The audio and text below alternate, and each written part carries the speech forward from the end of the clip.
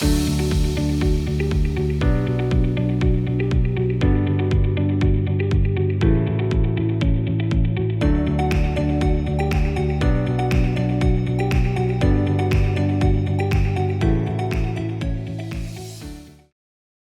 and welcome to this edition of AI Insight. And today I have with me a very dear friend and an absolute expert in the space, in the data and AI space, Kiran Mysore, who is the Chief Data and Analytics Officer at Sutter Health. And prior to that, he's gone and done a lot of other interesting things. We'll ask him about it. But Kiran, welcome. Thank you. Thanks, Amaresh. Whatever. So, Kiran, do you want to quickly introduce yourself or not? But a little bit about your background and kind of what this thing, and then maybe go into like Sutter and your role there. Absolutely. Firstly, Amaresh, thanks for having me. I know we've done a few of these together, and I really appreciate the time with you and look forward to this conversation. My background has historically been in the space of data and AI. I grew up in the space of data AI for many, many years, more than a couple of 2.5 decades. Most recently, I ventured into the healthcare industry because healthcare to me is where the power of AI really comes to life and actually meaningfully moving and making change in a person's well-being. I'm inspired by that vision and that opportunity, and so that's what I do at Sutter Health. I'm the Chief Data Analytics Officer, and my focus is really to make it easy for everyone to get their data and insights in the best way possible. Got it. And how is the data analytics group organized in Sutter here? So it is evolving, let me say it that way. So when I took on the organization, we were a very technology and a process-centric organization. We were basically looking for opportunities, where the business would engage with us, and then we would deliver the solutions that they asked for. So a little bit of a reactive way of thinking. But what we also found is that we were serving a lot of people in the business who had their own analytics teams who were building on top of the solutions we were providing. And so we sort of floated this opportunity to say, well, what if we sort of brought some of the big analytics teams together under one umbrella? Then we could not only understand the business really well, but then we could also build the solutions in the right way and really make it more efficient in terms of delivery. So that's what we did. We brought in a lot of the business analytics functions into one umbrella under my organization. And then we reorganized to support all of the business functions through a central organization with a product mindset so that we could build data products, analytic products. And then the engineering side of my organization essentially understands the priorities very well, and then they start to go build those things right off the bat. So we have a business focus and a technology focus. More recently, we have realized the importance of governance. We've always had the place for governance all along, but in terms of formalizing it and getting a little bit more structure around it, we're starting to put that in place. And obviously, AI is all around us. So we hired a leader to drive a lot of the AI initiatives. And we're getting ready for a 2025 AI strategy and implementation as well. So there is a focus on that piece as well. And to sort of glue it all together, I also have a chief of staff who really runs my value management office. So, what projects do we work on? Which ones have the most value? How do we manage and streamline our operations through, good intake, good prioritization, making sure we have talent development and career goals for all our team members. So there's a leader on my team who does all of that. So Wonderful. we've sort of covered a lot of different functions together. You've covered a lot of things, so let's unpack that a little bit. So starting with, it seems like going from a federated or a decentralized model to a centralized model. Normally, I mean, it sounds great on paper, but you normally have a lot of the business units complaining about not getting the proper amount of service and kind of focus and everything. How have you kind of taken care of that? It is also a work in progress. I won't say we have solved and cracked the nut on that. When I took on the role, the first few days, my journey was to really interview a lot of our business leaders and understand some of the key challenges they were facing. One of the common themes that I heard was that, analytics teams don't move at the speed of the business. They take a long time and, they take a very waterfallish approach. Tell me the requirements, I'll go build something for you. And that takes a very long time for the business users, and then they lose interest and they go build it on their own. At the same time, when I asked my team, the technology team, about it at the time, they said, look, we have never really invested the right amount of money in technology. Um, if we had the best tools, if we had the right processes, we can actually be fast and deliver the capabilities you need, but we need time. So I came up with this concept of a two-speed approach, which is not new to Sutter. I mean, it's actually very common in the industry. Speed one is, speed of the business. So our analytics teams need to move at that speed. Speed two is the speed of foundation building, which is a technology and the platform and the processes and the talent that we need to be successful. And that takes time. And so the trick is to blend the two, where you're able to move at the speed of the business by identifying the most important business cases and then applying the existing technology to that with a promise to remediate that with a long-term strategy and approach and committing to that in the roadmap. So that blending is really important, and that's what we did. And that's how we got a lot of the business stakeholders on board. A good example is one of our top stakeholders is our chief operations officer, Mm-hmm. who basically I partnered with to build and deliver a very strategic operational analytics solution that is being rolled out across the organization today. And that was a big success, partly because we were able to move at the speed that he wanted us to move, but at the same time, lay the right capabilities that we didn't have in that foundation and then start to enable those over a period of time. So, That's fascinating. I mean, so just I'm just curious. I mean, this speed one, speed two is a great concept. I mean, I've heard of it, and it seems like the blending. It's very hard to execute. But more specifically, so some of the foundational technology investments that you're doing, and you're essentially, are you justifying it with in the context of that we will just move fast and that is good enough, or how is the ROI you're justifying for? I mean, all of these technology investments are large investments. they are large investments. And frankly, if you look at it from an investment perspective, you will see that it's a lot of times it's a no-go because you're Yeah. spending too much and the value equation isn't really being Right. articulated. Right. So we stepped back and thought a lot about value, business value, right? We thought about value in the context of growth, which is, we as a Sutter Health is a integrated health network. We have 24 hospitals in the Northern California region. We have many clinics and surgery centers and ambulatory facilities across California, Northern California. And by nature of being an integrated delivery network, right, we think about growth a lot. We think about patients in terms of are they able to engage with us? Are they getting the right access? Are they able to get the best experience, right, in the process? At the same time, we also think about efficiency. So we think about hospitals, are they uh, staffed the best way possible? Is the patient experience and the length of stay the most optimal it can be? Are we able to direct the right quality of care and then the right care coordination amongst our patients in the best way possible? So we think about efficiency as well. So when we think about solutions, analytic solutions, we sort of look at growth and we look at efficiency. We also look at risk, and a lot of our patients tend to be funded by the state, by Medicare, and so on. So we want to make sure that we are providing the most optimal quality of care to them. So all analytics have to be sort of cast in the light of growth, in terms of efficiency, in terms of risk management. And the solutions that we build, right, ultimately have to affect the right business levers. So a good example is, we built a solution that helps us understand the growth of patients in our different parts of our ecosystem. And we can slice and dice it by many different ways.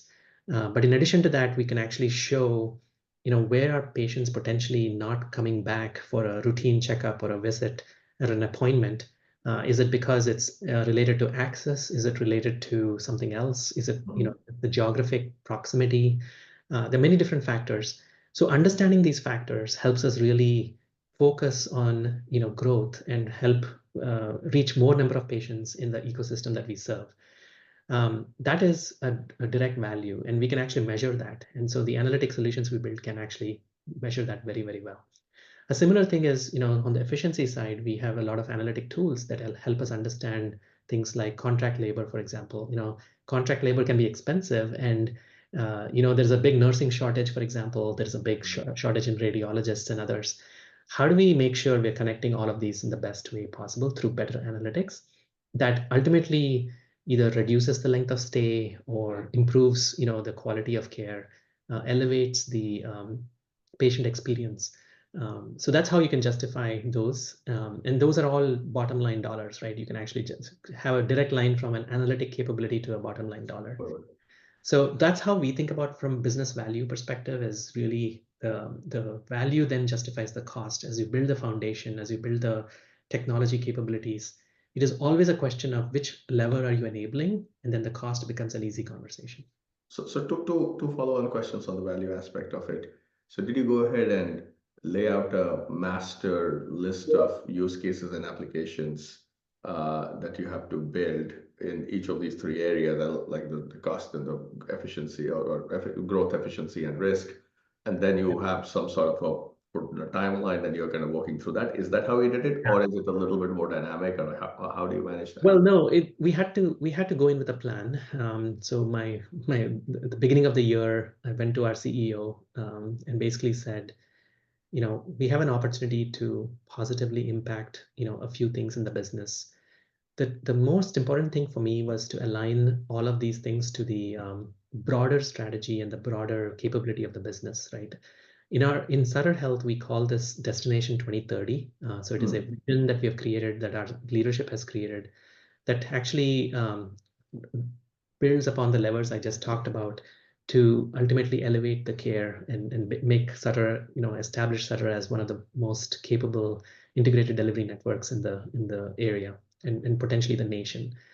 So all of the things I had ideas for, we sort of aligned those to those goals, and then we made a case that we would go and deliver on all of these capabilities. Now, it's easy to boil the ocean when you look at that, right? It's very easy to sort of say, I'm going to do this, this, this.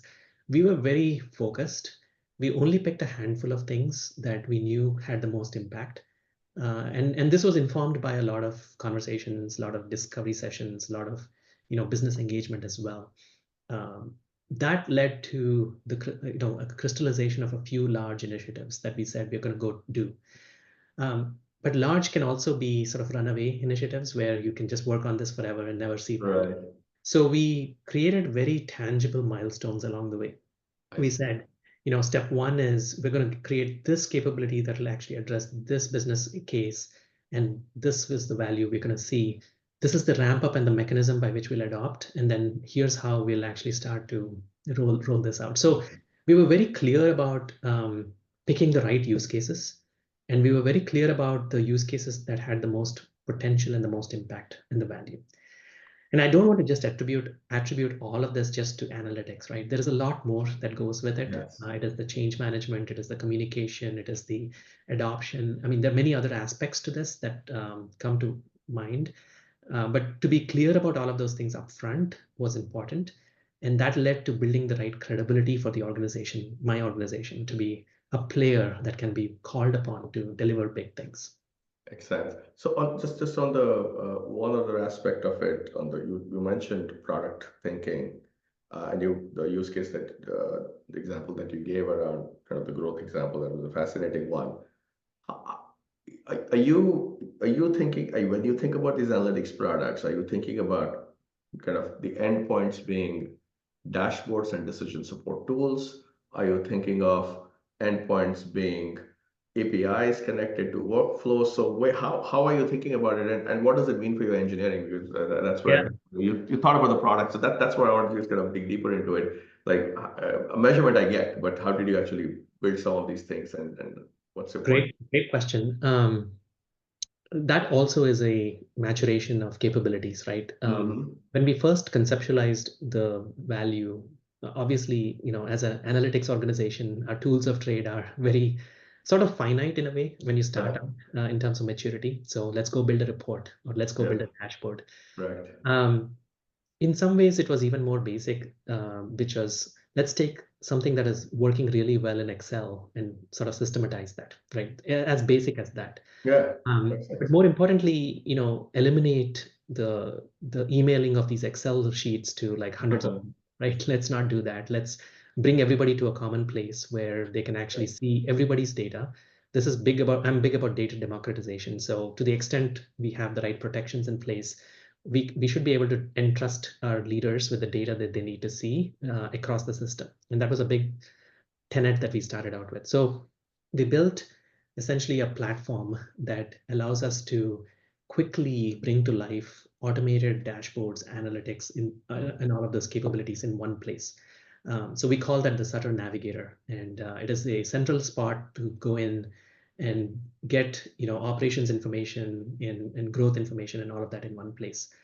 But what we also realized is just putting it out there and having people sort of reference it may not be adequate because that leads to questions like, why is my Right. trend going up or down or sideways? Right. So we realized the need for insights and the need to synthesize the insights in a common way and put that in place so that by persona, I can just go in as a finance leader or an operator and I can look at my area and I can actually quickly get a narrative as to why it is happening the way it is and what actions I should take. And we even built an action tracking tool within the tool. So you could Hmm. say, here's my 30, 60, 90-day plan. So I can actually go and track my actions and see the progress connected to a metric.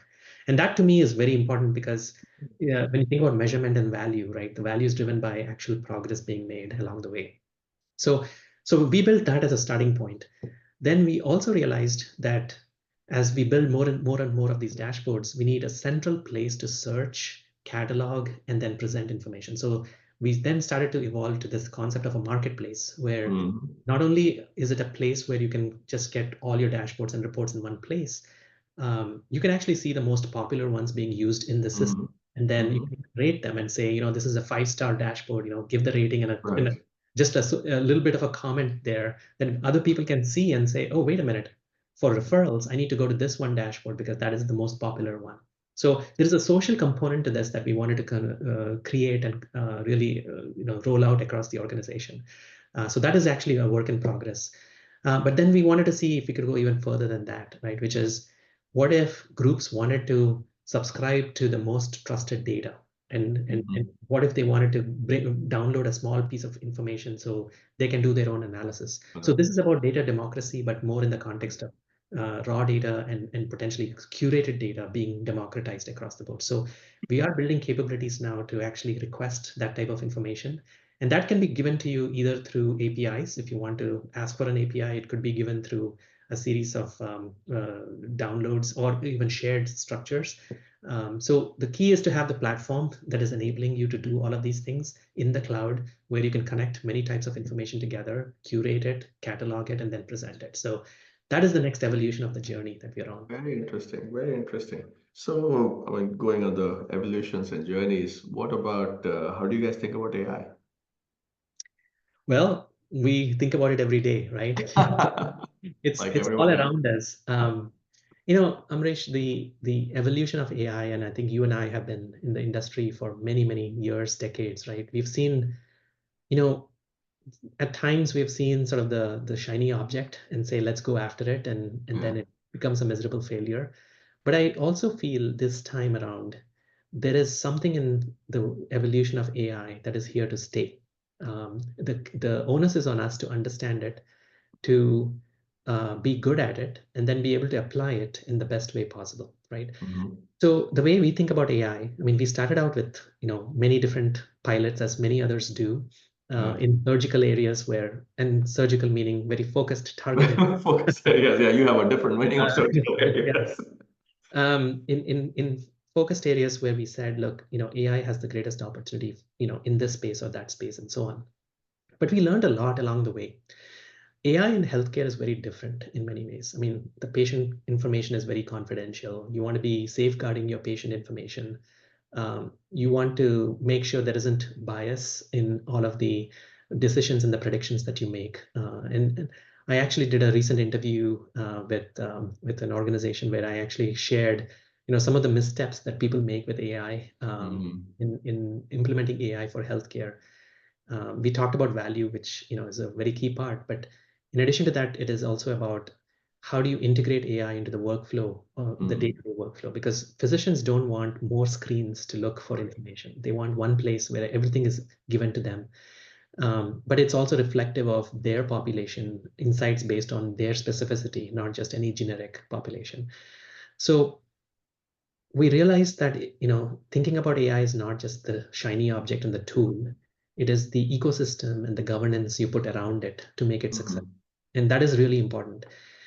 So our journey has really been to recognize what those are and not just also look at it inwardly. We have to look at it externally because we are a very regulated industry. Of course. There's a lot of legislation that comes our way. We need to be very clear about the impact of all these bills that will have, eventually an impact on the type of things we build. So for us, it's very important to understand the ecosystem well and then be able to create the right checks and balances and processes to make AI successful. A very simple example is what is our AI policy? I mean, I've asked Mm. this all the time. Can I put this information in ChatGPT, for example? Can Right. I go and work with this vendor and give them our data so they can actually give us this great insight? I mean, these are questions that come my way all the time. And so we've stood up a governance structure that, um, and many governance structures have sort of a negative connotation. Oh, you're going Yes. to slow me down. Yeah. Our mindset is actually governance is a way to speed you up because Mm. we can ask the right questions. We can show you where the pitfalls are, where the potholes exist. We can look around the corners and say, historically, these are the things you can expect to see when you do these things. So by putting all that up front, we are able to move things faster. That's So interesting. governance is a key capability, process and legislation and government affairs, and understanding all of that is a key capability. And of course, I didn't even talk about technology, but that is equally important. Having the right partnerships and the right tech, and then the right level of the right blend, right, of where do you buy, where do you build, where do you partner. I think that's very clear, very important to have as part of the AI strategy as well. So. Interesting. So two follow-up questions on that. I mean, one more broadly. I mean, do you see in healthcare specifically, AI will be more used in kind of diagnostic and the clinical side, or more on the administrative side, or which one is going to be easier to start with? Well, I'll tell you, the opportunity is to start in both places, but the greatest opportunity, lowest hanging fruit is in the operational side of things, Yeah, right? that's what I would Um, thought. Yeah, and everybody talks about this all the time. yeah. The reality is, there are some big rocks, big problems healthcare is facing today. The Mm. one is obviously shortage of the right level of staff. Correct. And Yeah. so our staff, physicians, nurses, hospital staff, they're burdened a lot, right? Every day. I mean, they are doing so many things to make our patient, feel comfortable and get well soon.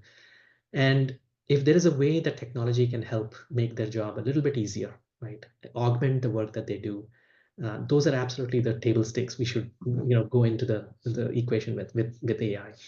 And so we're doing a lot of things around, Nice. making it easy to capture notes, for example, which is a very standard use case across healthcare. Um, Notes, physician notes during a during a physician visit. So we do those things, very basic things as well. We are building some AI chatbots to go through many, many, many policies that we have and make sure that we can synthesize all of that. So you can ask a question and get the most pertinent answer based on policy and process documentation. And we are looking at many operational AI capabilities and use cases as well. But the clinical one, right, is where the promise is, where the greatest opportunity is. If we could sort of make algorithms better, where we can actually look at patterns and predict the next disease or the next problem that patient's going to face, that to me is truly the promise of Right. AI No. and bringing that together. There is a lot that you have to unpack to be able to get there. That's why we always look at partnerships as well to see who's done that really well. Can we Uh, bring that thinking into our ecosystem? But at the same time, we also have to incubate our own specificity, right? We can't take any generic yes. thing that has worked elsewhere and just say that that's going to work for us. We have to be thoughtful about it. So we do a lot of analysis to understand, what is the data set that all of these models were trained on. We want to understand, the conditions in which the predictions are accurate and when they are not accurate. And over time, right, if there is a scenario where the predictions get worse because there is drift or there is, a change in bias, all of those things are important to consider as well. So There's a lot of organizations that are kind of building out, like what they call it, like normally they would call like a Sutter GPT, like so that you have yeah, your own kind of your own data and you're able to kind of go and access it. And it's kind of another way of, I would say, democratizing AI rather than democratizing data only. Is that kind of something that you guys have been working on, thinking yeah, about? yeah, we are actually looking at it. Again, the fundamental thing is, people talk about ChatGPT, people talk about, the chatbots that exist, Mhm. nation enabled by AI. The concept of conversational AI, right, is something that is very basic that, I think all organizations eventually, are going to have at some level or the other, right? And the notion of conversational AI is I'm asking a question and I'm getting an answer back that is intelligent, that is pertinent to my question and my persona, and gives me the right context the accurate context that I can go do my work with, right? So I mean that's a fundamental sort of underlying Yeah, concept. absolutely. But behind the scenes, right, the capabilities that you need to enable, right, are manifold. I mean, you have to think about what is the foundational model that understands your intent. You have to think about the grounded model that actually has the information you need, that is your company specific data, and how do you sort of parse through that and get the answers you need. And then all of the methods of interaction, right, back and forth, and the integration with many different tools. Those are capabilities we need to think about. So we're starting to really take a strategic look to this. We call this the conversational AI framework. And we want to sort of build the right level of capabilities and maturity over time. But we also realize that things change all the time. So we're building it in a way that is flexible, that if changes happen, we can quickly switch. That's Um, we have new LLM models coming every single day, better and faster and more efficient. So our ability to quickly pivot is also going to be important. very Yeah, interesting. the short answer is yes, we're doing a lot of work in this. But Kiran, this is like in some ways probably the most exciting time to be a CDAO and probably one of the most challenging times to be one, right? Because you have all the, I would say, historical legacy challenges that you have to deal with, and then there's all these new things kind of getting thrown at you, like at a very high speed.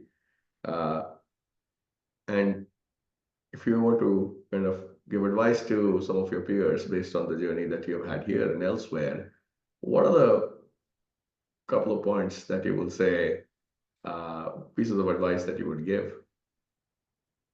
Uh, and it's not a couple, right? Because there's a lot out there to unpack. But if I were to synthesize it, right,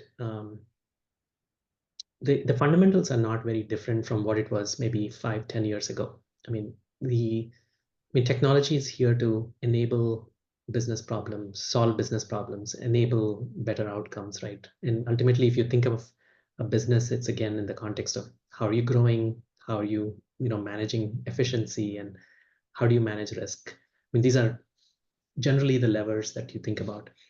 So the advice I would have, right, I would give, people in my role is be very good in understanding that context, understand the business context very well, right?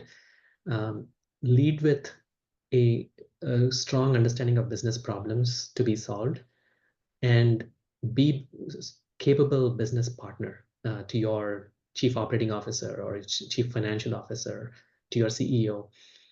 It's really important that you're viewed as a business leader first, uh, and then an enabler through AI or data next. Um, I think the other side works. Again, it depends on the industry. I have worked in high tech before, where actually being a deep technologist is actually the ticket to the game. You want to be, Yes. you want to lead with technology because you want to be innovative and drive things forward. So you have to flex with what the industry is asking you to do. But my experience has been that leading with a business context is important. So that's one. I think a very deep understanding of technology is imperative, right? You have to know the trends and how the technology is evolving. You almost have to have a point of view that is informed by not only the industry sort of evolution, but also technology evolution. How does enterprise architecture come together? How do you evolve to capabilities in AI and Gen AI? How do you sort of integrate some of the legacy capabilities and supercharge them? What are all the programming aspects of things, and how do you get deeper into that? We could go on and on, but to be a great technologist also means that you have to have a learning mindset, because nothing is Mhm. static, everything changes. And some of the best leaders on my team actually don't know a technology really, really well, but they learn very fast and they can adapt and they can apply the best thinking to the business problem at hand. And I think that's an important skill to have. So that includes talent management. So finding leaders and practitioners who can learn and grow and are flexible, are consultative, and who can communicate, right, the outcome of technology to business partners. Those are imperatives. So you absolutely have to have that.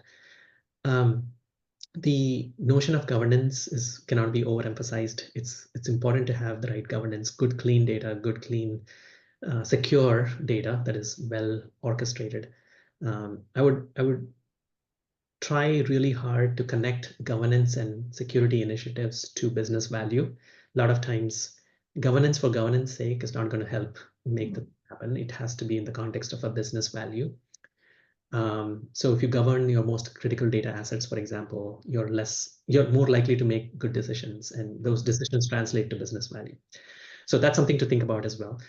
And then the aspect of talent, I sort of spoke to it, but talent is hard.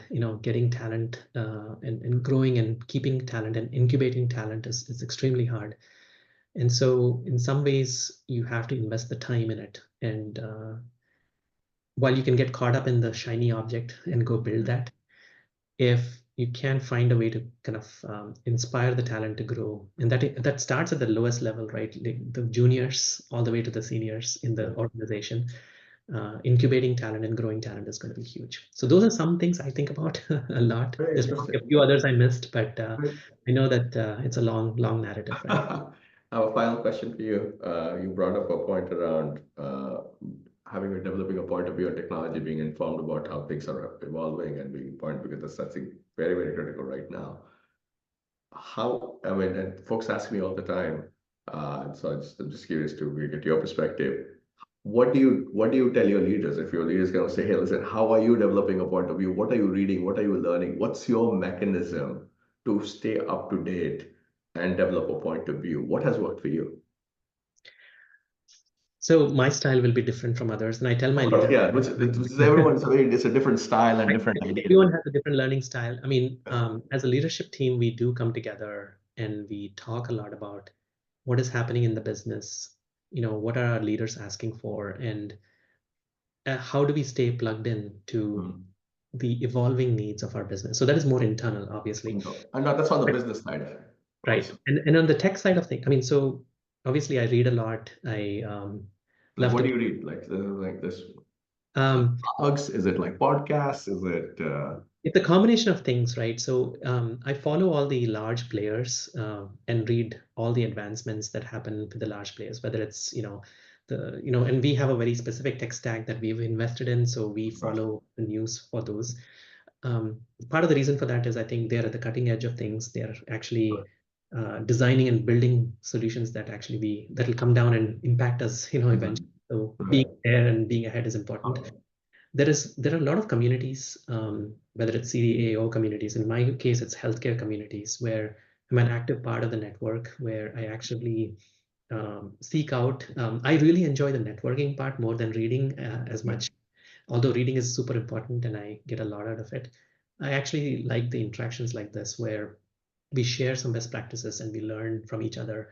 And that gives me some crystallized thinking around maybe things we should be doing or things we are doing really well that I should share with others about. So there's a networking piece to it. The other thing is just doing. So I think sometimes it's a matter of roll up your sleeves and go play with it and learn the hard way, break a few things. We are starting to inculcate a culture where it's okay to take some risks and fail to the extent that you're in a controlled manner, where you're not impacting patient, life or anything like that, where technology for operations sake, for example, we can actually experiment with. So learning from doing is a very key part of learning. And that's something I do as well. Wonderful. So, Kiran, I mean, what a wonderful set of ideas and thoughts. And I mean, it's very clear that it's not only that you're on a fantastic journey, but it's a very thoughtful journey, which is not surprising coming from you. Yeah, But really enjoyed the conversation. And I think there's some amazing nuggets in the spirit of sharing with others. I think that people will get out of it after listening to this. But thank you so much for coming and sharing your thinking and ideas. absolutely, Amrish. Thanks for having me, and happy to do it anytime.